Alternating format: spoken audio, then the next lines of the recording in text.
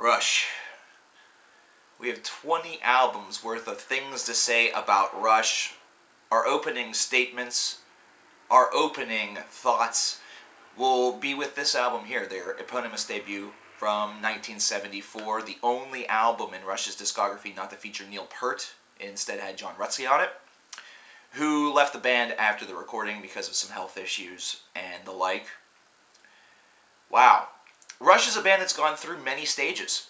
They have definitely really crossed borders. They have tread new water. They themselves have kind of reformed, redecorated, and reimagined themselves multiple times throughout their career. In fact, people might say that this was the beginning of the 1970s Rush discography, and they would be right considering it was released in '74. But this one does not bear the same ideas and general construction as the future albums that we'll be talking about from the '70s era.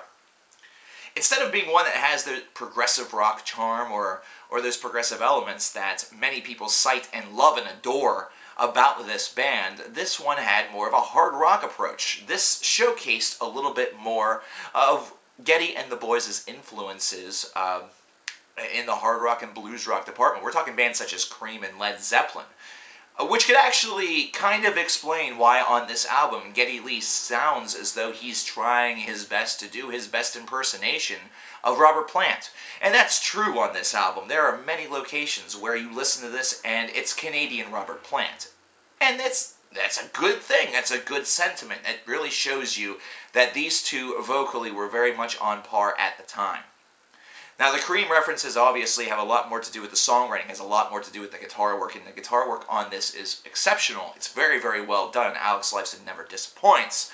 And the bass is, of course, extremely thick, and the drums feel a little lackadaisical at times, but they do their job. They keep up the pace, and really, this is an album that I feel is very much underappreciated by a lot of, not only fans of the band, but a lot of individuals who enjoy classic music in general.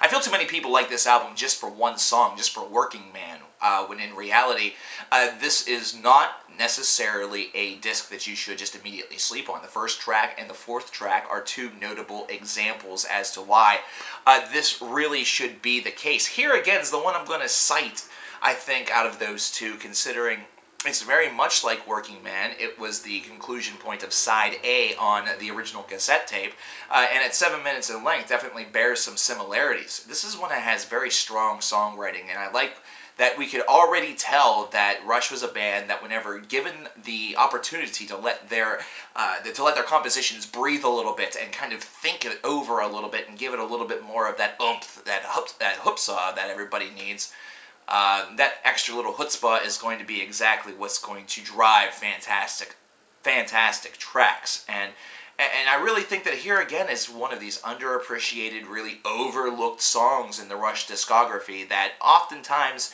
get passed over because individuals are to getting some of these records for perhaps only one song, or perhaps not for the reason of kind of exploring the whole. This is an album that you really shouldn't sleep on. If you want to look at this as a Rush album, and your idea of Rush is primarily and purely as just a progressive rock band, then you're going to look at this as a weak strand. You're going to look at this as out of character for the band, which is really unfair considering this was the first offering to the world that we got from Rush. This was the first thing that everybody got. This is the first impression that Rush delivered to musical culture and society. And as far as it being a hard rock or blues rock centered album, I like it. It's a really good one. It has a lot of the strengths and the staples. It has songs that really vary in length, and it has an exceptional flow to it. This one rolls very easily on your playback device. It's one that is difficult to put down, and that's what I really enjoy about it. I feel that where Rush gets distracted is some of their ideas on this disc just feel a bit conceptually in its infancy, like ones that just didn't quite reach the pinnacle of what they could have been, that could have maybe pushed this album over the top into the realm of one of the best debuts of all time. And the reason for this actually is because they recorded some of these songs twice. The first time that they recorded it was in a very low-budget studio, one that they were renting in the late hours of the night, and a lot of the results were not necessarily that satisfactory. And then they moved to a secondary studio. They did a lot of overdubbing. They kind of did a lot of work with the stuff that they already had in order to perfect it, instead of, I think, further developing some of the stuff that maybe needed a little bit more of that oomph or that chutzpah.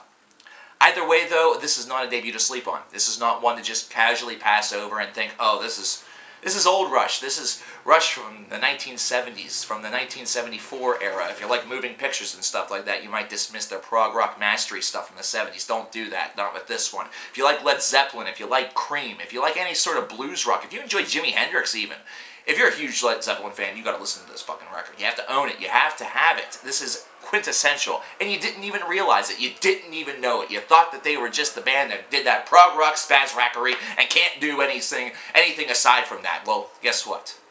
They can, and they did.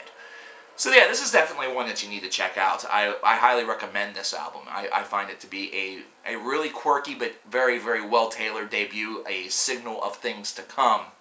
But now we need to get into some of the meat. We need to get into that 70s era that more people really know, and that's the progressive side, which would begin with their next album, Fly By Night. So I hope you'll stay tuned, and we will see what Fly By Night has to offer us very soon.